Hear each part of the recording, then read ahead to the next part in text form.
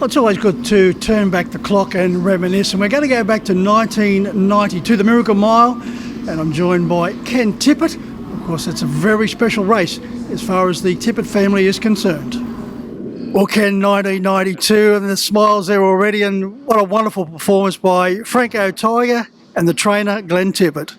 Yeah, it was. 1992 was a pretty good year for the Tippett family, actually, so won a fair few good races in that year, and it's probably just kept us going. What's your memories of that great night when he defeated Christopher Vance, Jack Morris in third spot and Spot Westburn Green in fourth? Well, we didn't travel up. We stayed home because someone had to stay home and do the work, so we stayed home. But I know there was jubilation when he won. I can tell you, we jumped up and down, and we made all the banners for him for when he came home because it was just a tremendous effort. A year earlier, he finished fourth to Christopher Vance, so has that turned the tables? Well, he just kept going back. I think that might have been his third one that he went in before he won one. So it's a credit to the horse because he just kept going for a fair amount of time. What an exciting horse he was.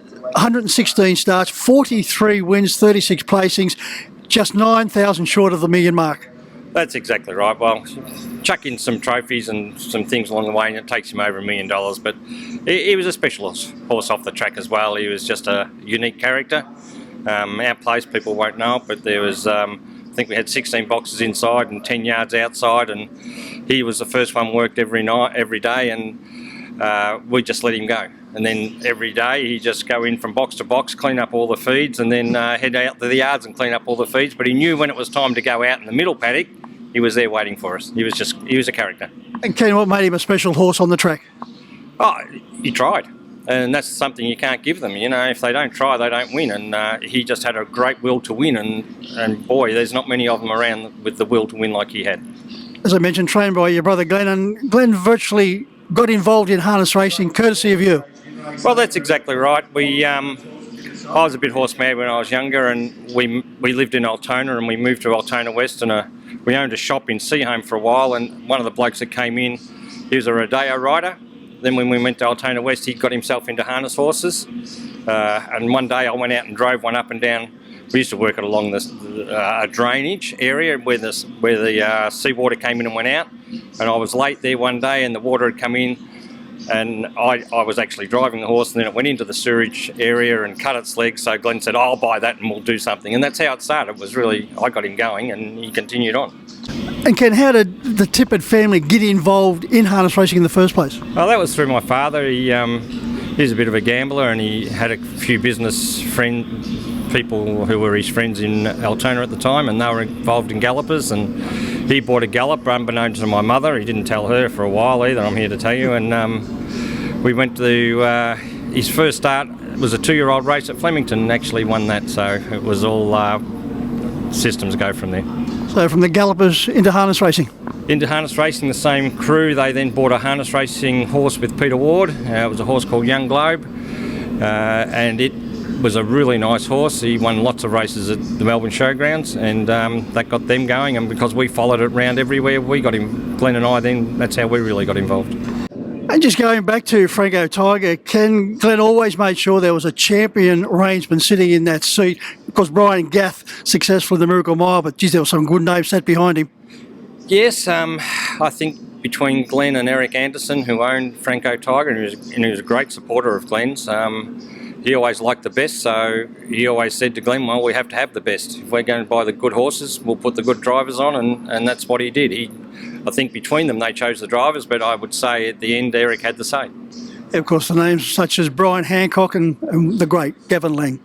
That's right. And look, and when you're in that journey to meet those people and still to be able to call them friends today, it's a great effort. It's fantastic, really. And the Anderson brand's still going strong? They are still going strong, and I still get on really well with the Anderson clan and Glenn Douglas and Julie. And look, and they're still good supporters of mine as well. And how many horses would you have in your stable, Ken? I like to have 12, but I call it an unhealthy number at the moment. There's 15 with about 3 or 4 to come back. So. And you have a love for the trotter? I love the trotters. They're my go-to horse. I prefer the trotter than a pacer, only because I think it takes a bit more skill to get one to go. Before you became full-time into harness racing, you're also a school teacher?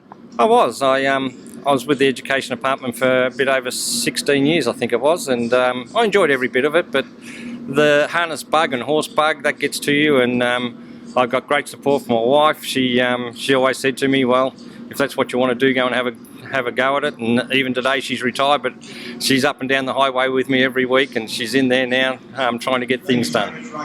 Ken, what's easier to handle, horses or primary school kids? Oh golly, they're very similar, but you can talk to kids. You really can't talk to horses.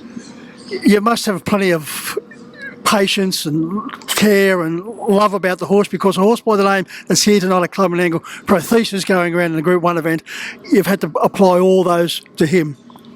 Yes, he has been a challenge and a half, not just by me, but by the Setri family and the Moore family and Dougie Moore. You know, Dougie's just infatuated with the trotter, and he's the reason this horse is down at my place.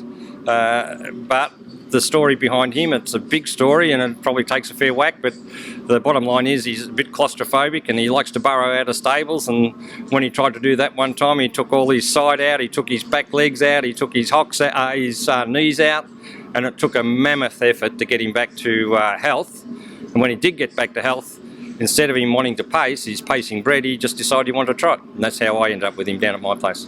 So he's always a problem child right from the word go? 100%, yeah, exactly right from a yearling. And he still hasn't lost that trait, unfortunately. You showed me his wounds, and they are unbelievable. They're horrendous, really, and people, when they come and look at him, they don't realise how much trauma he's done to himself. And whether that still impacts on what he does today, I'm not sure. But he self-destructs even now, so it doesn't matter. So virtually you've got to learn to live with him.